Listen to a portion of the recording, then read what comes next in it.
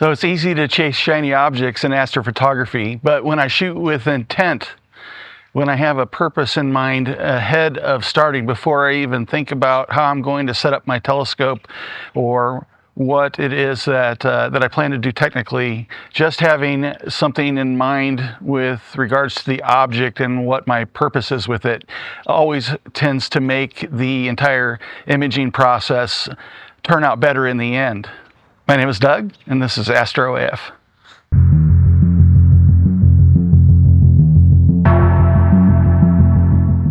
So everything, it starts with that process. Before I ever think about focal length, framing, filters.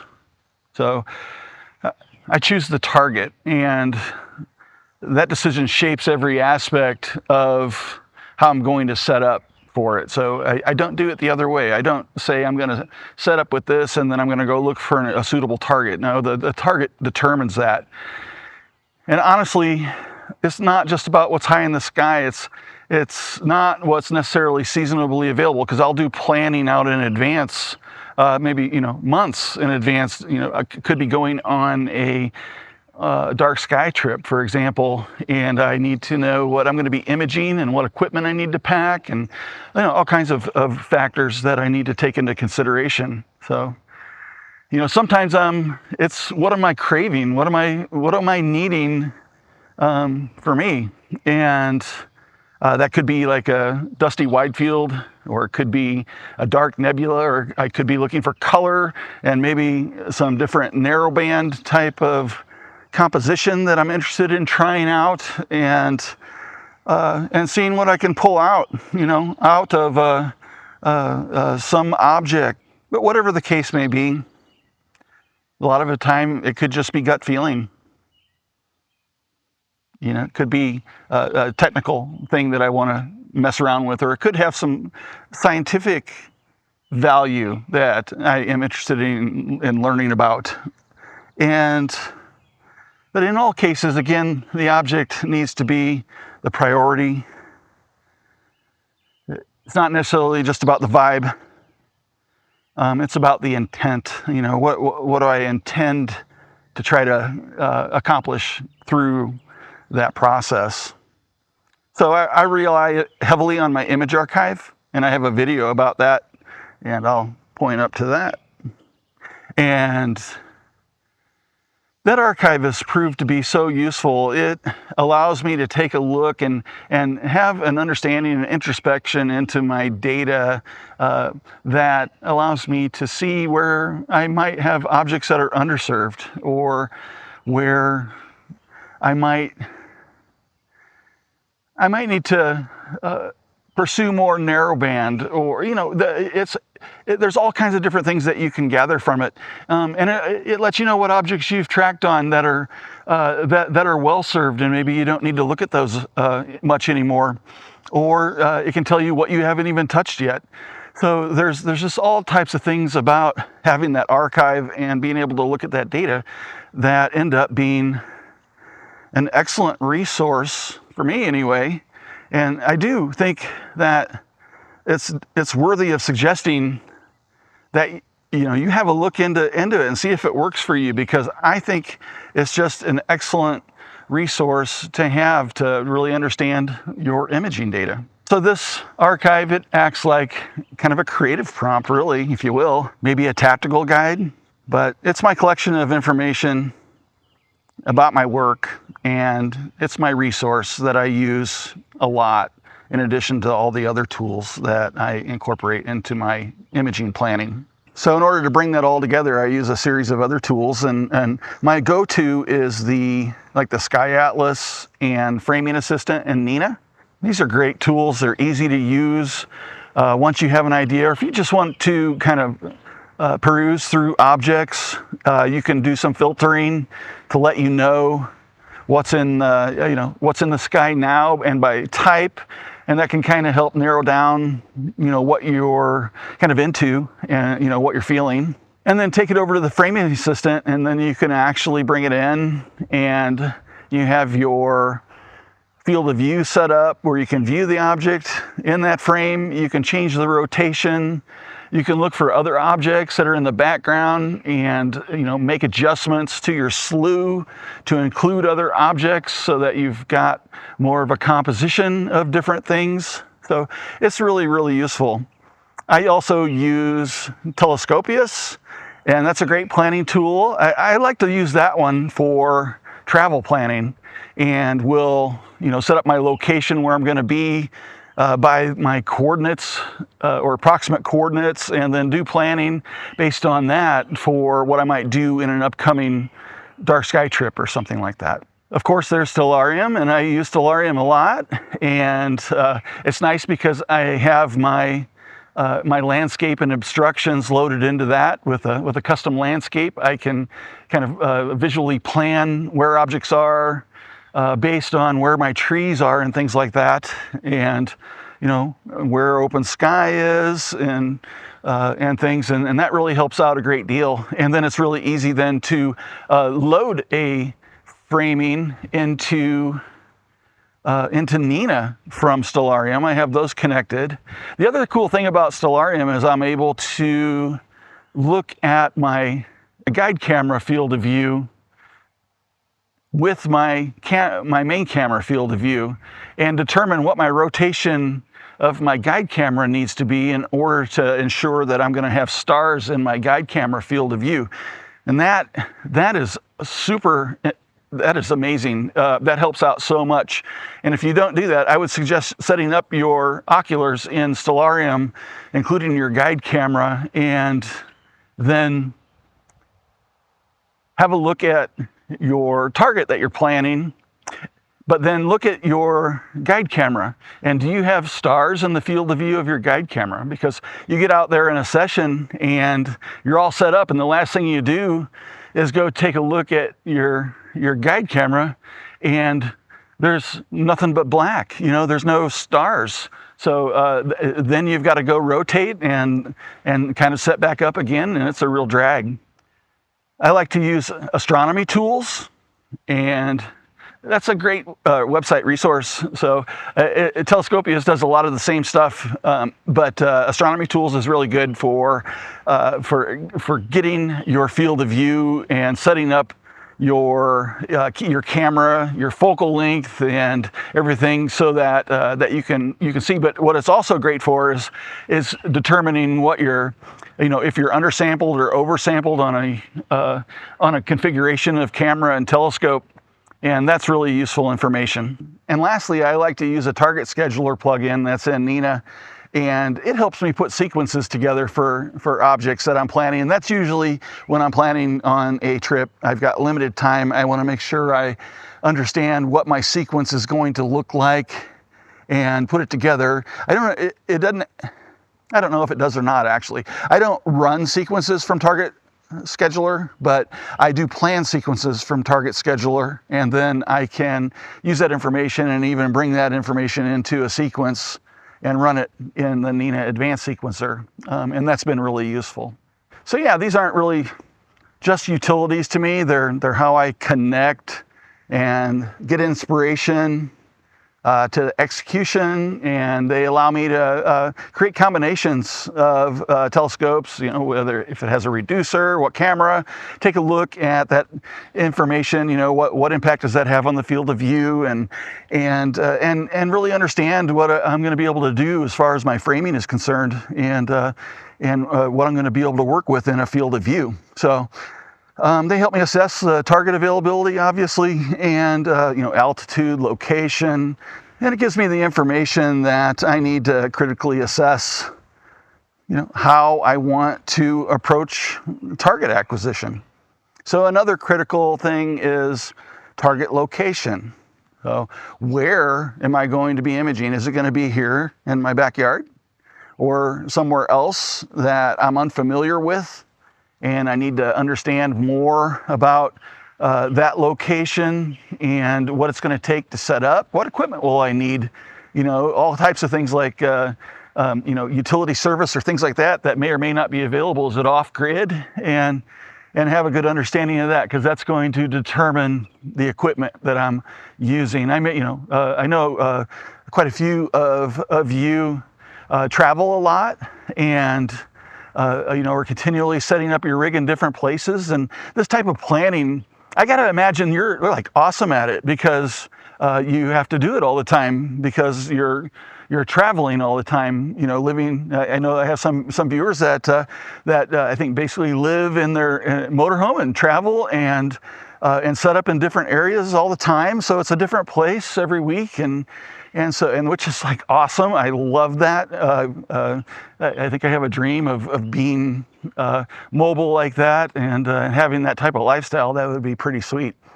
But yeah, anyway, that is a situation where you've got to be constantly planning. And I'm sure there's a lot of opportunistic imaging going on there too.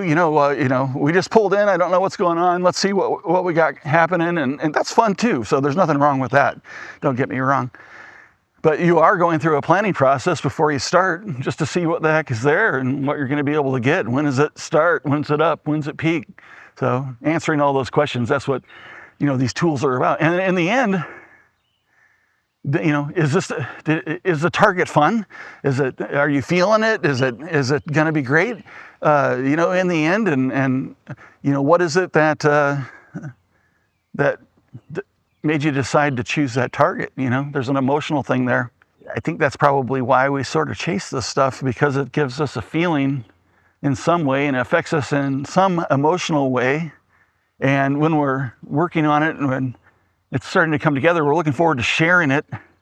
It's so much fun to share these images, like with family and non-astrophotographers, because they get blown away, and I get blown away too. I still do, but they always remind me just how freaking awesome this is, to actually see it the way that we do. And that's what makes it so much fun, is not only your own reaction to your imaging, but how others respond to it as well is important, I think. And that's part of our outreach, our sharing, and our kind of sharing what astrophotography is, to people who may not even realize that they would love to be astrophotographers, but then you influence and inspire them in some way.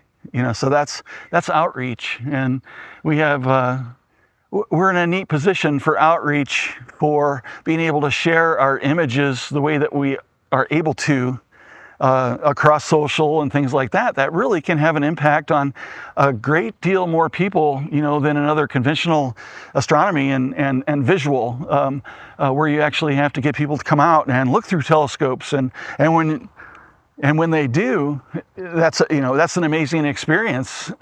But we just have this incredible reach that we're able to get through our astrophotography. So yeah, the target determines the gear. So the gear selection comes after target selection. But once I've decided and figure out what system is the best fit, whether it be native or reduced, or which camera I'm interested in, OSC or mono, and what filters, is it a broadband target or is it a narrowband target? And with my telescope, with the Edge HD 8, it really shines in that area because of the just pure versatility of the telescope. It's basically 3 telescopes in one, based on its configuration, with a native focal length, or reduced, or in my Hyper AF configuration. Got a video on that. So at native, it's 20-32 millimeter focal length at f10. And this is great for high resolution detail, and it is demanding on focus and demanding on guiding and binning.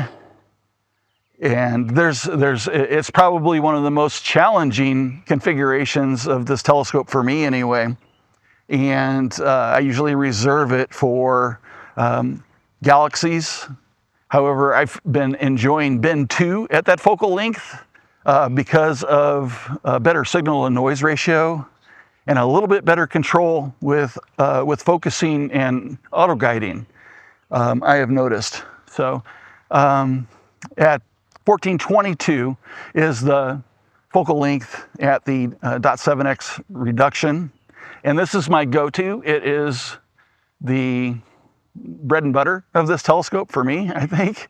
And, at bin 1 or bin 2, I've been working with both of them and I enjoy both of them. Again, bin 2 does seem to deliver results with less noise, with less frames, and that has been an interesting learning item for me. That because I was always just bin 1, never really worried about it, didn't think much about bin 2, but that's had a pretty big impact, and I would definitely suggest you check it out because I've been enjoying the results of bin 2 a great deal. And then in my Hyper AF configuration, I'm about 388 millimeters of focal length and f1.9. So when I have a target that, the target determines this because this will be when I have a wide field need for something. And this could, I use this on the moon and I use this for wide field. I like it on mosaics a great deal. You can really cut down your mosaic time. I know I mentioned in a previous video, I did the Cygnus loop in a 9-panel mosaic in 8 hours with this Hyper AF configuration. It blew me away, and it was a lot of fun doing that. So I didn't realize how cool f1.9 actually is. It is pretty awesome, and it has its place. I have used f1.9. The decision was made for that in some cases with the amount of time that I have. If I only have one night on a target because I'm traveling and I'm not going to have an opportunity on that target again in a short while, then it may be that I need to go f1.9 at 388 millimeter focal length on it just so I can acquire the target and get enough data that I can process the image. So, and that is, that's opportunistic, but also determined by, the conditions. So sometimes more than just, what your gut feel is and things, sometimes the situations can kind of impact your decisions. So kind of separate from focal length and whether I'm reducing or, whatever the case may be, I have a decision on whether I want to shoot in OSC or in mono. And that's also something determined by the target, because in a broadband target that I'm shooting at f1.9, I really enjoy the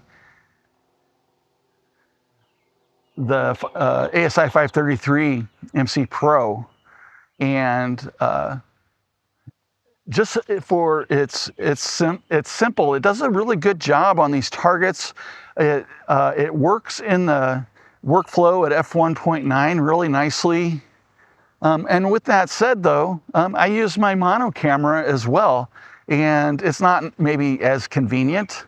But convenience is kind of beside the point. It's not a big deal going out and switching filters rather than using a filter wheel in that configuration, since I have the image train loaded up on the corrector plate and it is a center obstruction. I can't use a filter wheel, but I use a filter drawer, and so I have to go out and manually change filters. And so that impacts how I might set up my sequence. But if the target is saying, hey, we're broadband and it would really benefit us to have be on the undersampled side, and and for the detail, then I might choose that mono camera over the 533.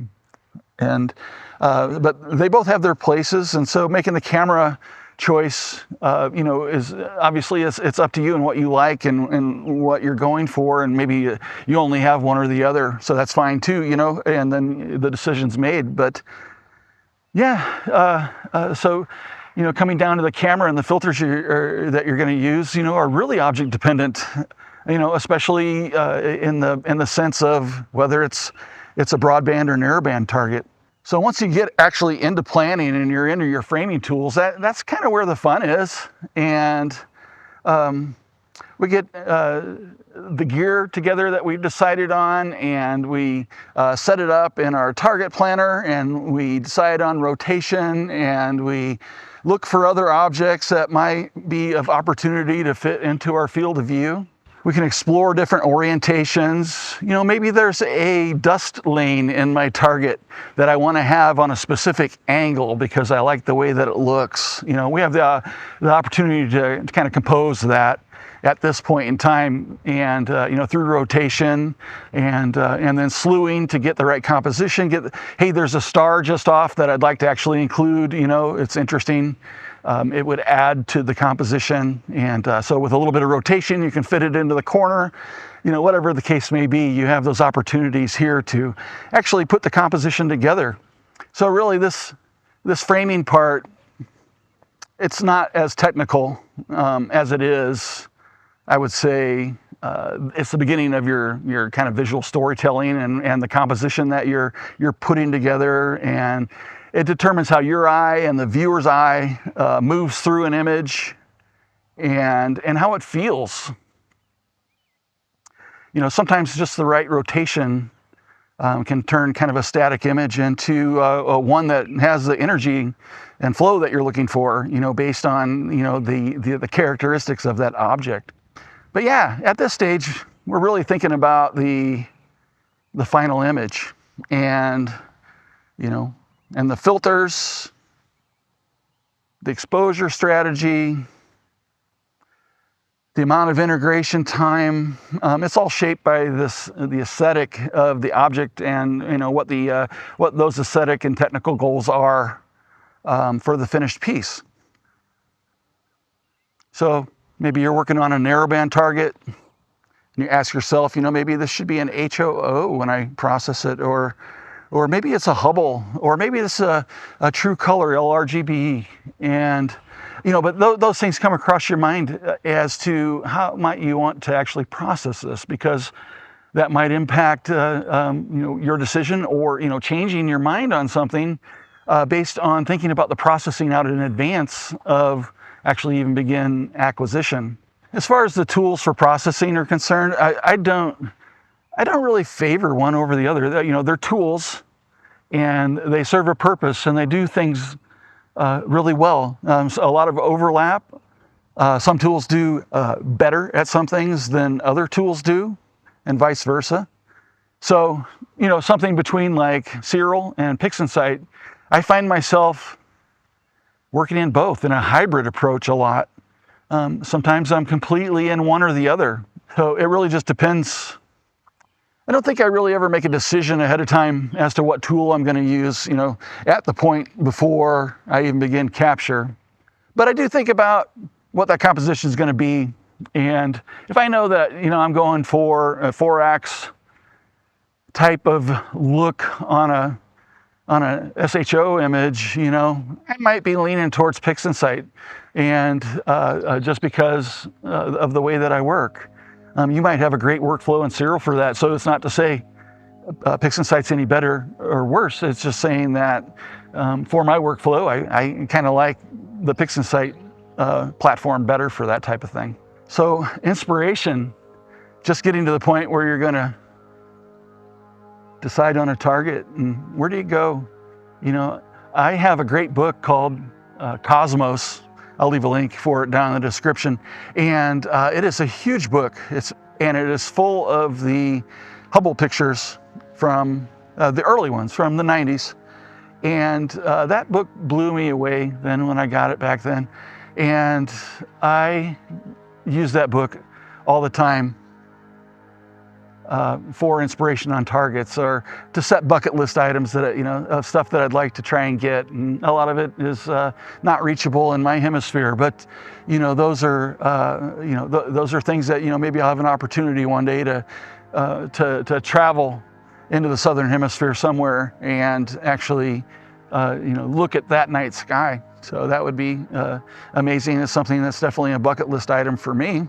But that book is definitely an influence. Other places that I go and look are like the Hubble NASA image archives, and and then Wikipedia on general searches for objects, and Astrobin. What are other astrophotographers doing, and what are they, how are they processing, and what are they ending up with, and going out and looking at the stuff to get an understanding of what it is I like and things that I don't like too, that I would be interested in, trying to pursue, getting some type of result that's similar, but with my data and with my style.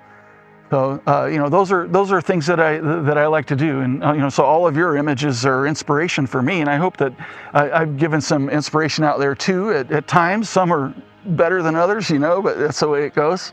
But the main thing is it's supposed to be fun, and sometimes I choose a target just because it's fun, just because it's going to be a good time to do it, and there's no pressure, and I've got all the time in the world on it, weather and cloud permitting, to just do what I want with it, and try to be creative, and maybe throw plans out to the wind and just go for it, and try to have fun doing it. That helps keep things interesting. Yeah, so intent doesn't necessarily mean rigidity. It doesn't mean being overly clinical or overly strategizing, every decision. It just means being aware of why I'm pointing my telescope in a certain direction. So, but anyway, it all comes down to the target determining the setup and then planning for that. So hey, that's all I wanted to say today, and if you've enjoyed this, I hope that you'll consider subscribing and hit that bell for notifications. I think I'm going to be doing a processing video. I've got an interesting project going right now, and if all goes well, I need some more data on it to finish up, and our weather forecast isn't great, but if it breaks and I'm able to finish up, then I think next weekend I might have a processing with a custom 4-ax with pixel math stuff in PixInsight. So stay tuned. If it's not next weekend, it'll be soon enough, and it'll be out there. So, and as always, I appreciate you. Thank you very much. And if you would like to support my channel and the work that I do, you can join on YouTube. You can also join over on Buy Me a Coffee. And currently, I have a new book that I just published that's available, Astrophotographer's Field Guide to Calibration Frames. And I go in deep dive on all types of calibration frames, and have a couple bonus chapters on using those calibration frames in serial and in PixInsight with WBPP. I go into all kinds of details to understand what these different calibration frames are and how to use them, how to create libraries. So anyway, if you're into that, I have a link down in the description to my new book. You can preview it before you buy, and if you're a member, you can get it for free. So it's one of the member perks that I've just added. So anyway, thank you again very much. My name is Doug, and this is Astro AF.